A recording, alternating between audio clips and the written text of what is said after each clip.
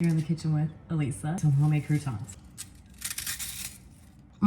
So buttery and delicious. It's so freaking good. I'm not gonna stop eating this, so I'm gonna let you guys go. Thank you for being in the kitchen with me.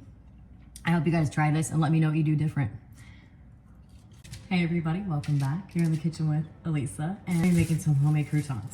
So, I just got a thing of bread on sale. It's French bread. Let me get my bread knife out. There's only two of us, so let me not do too much here. We're just gonna make some bread cubes here. If you have more people, obviously do more. I am only 2 people here, so I don't need a ton. So we're just gonna make some bread cubes here. Let's go ahead and chop this up into some little cubes. Whatever size you want. If you want them bigger, do them bigger. If you want them smaller, do them smaller, whatever you're kind of feeling. Whatever you're feeling.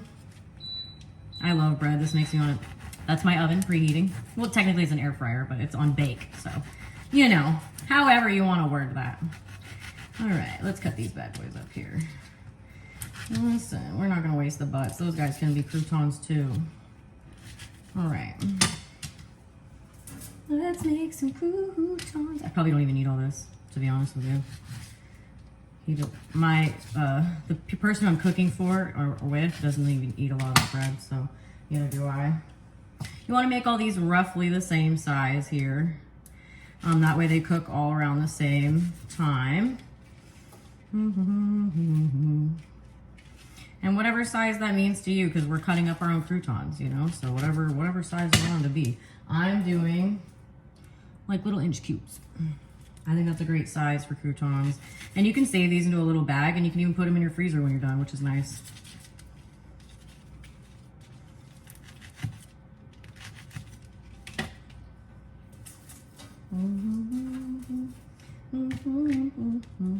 So you can absolutely buy your croutons store-bought for this. I just think that these taste better, and it's something like I don't actually have like store-bought croutons in my cabinet a lot, so this is something that I just like to make really quickly for this dinner.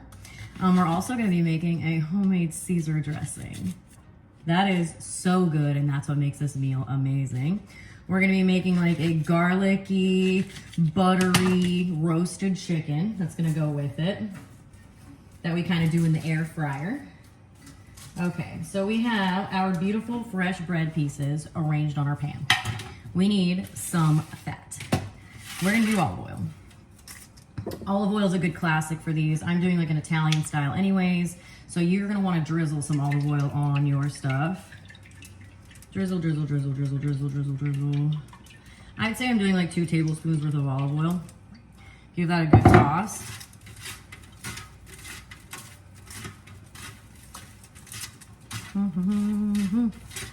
They have to have some sort of fat on them.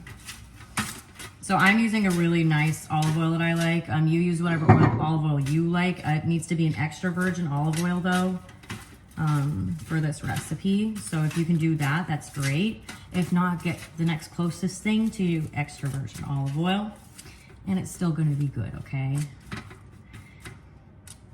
If you want to, you could even honestly do this with butter, and it'd probably be delicious as long as it's melted. So, come on.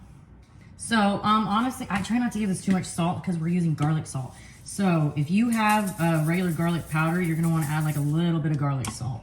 I mean, if you're using garlic powder instead of garlic salt, you're going to want to add a little bit of salt.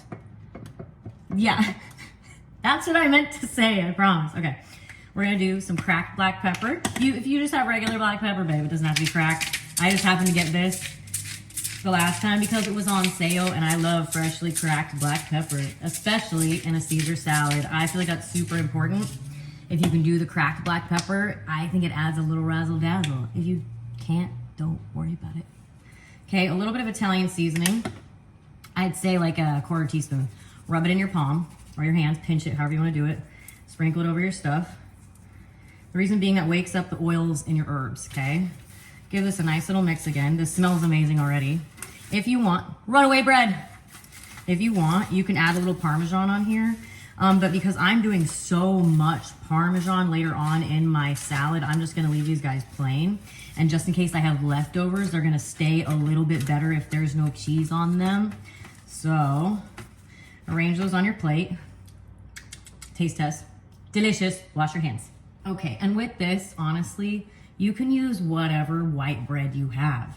If you've got like a leftover Cuban bread, I have that sometimes. If you have like some leftover Italian bread, use that. If you have like leftover, okay, make sure you have a timer on. We're gonna set that to 15 minutes, right around 15 minutes at 375. Whatever kind of like white bread you have left, even if it's just loaf white bread from like a regular loaf, I don't care what it is, you can cut those slices up and make these homemade croutons. So I happened to get like a nice loaf of French bread on sale for less than $2, and I was like, heck yeah, because that'll last me a while and I can freeze it and save it and use it for breadcrumbs and all sorts of fun things.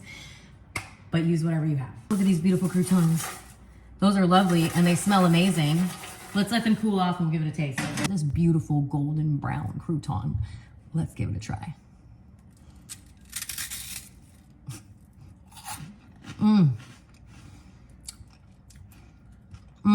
So buttery and delicious. Do you hear that crunch?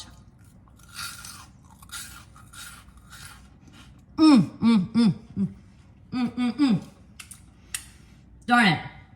That is so good. And our homemade croutons and our beautiful salad.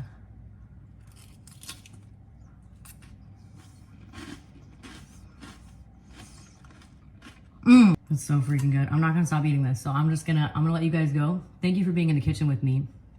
I hope you guys try this and let me know what you do different.